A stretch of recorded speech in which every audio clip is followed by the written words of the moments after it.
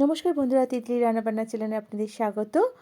আজ টিফিনের একটা রেসিপি নিয়ে চলে এসেছি। আজ বানাবো ম্যাগি, তবে এখানে আমি ভেজিটেবলস ম্যাগি বানাবো। তার জন্য আমি এখানে ম্যাগি নিয়ে নিয়েছি আর নিয়েছি ভেজিটেবলস আর কর্ন।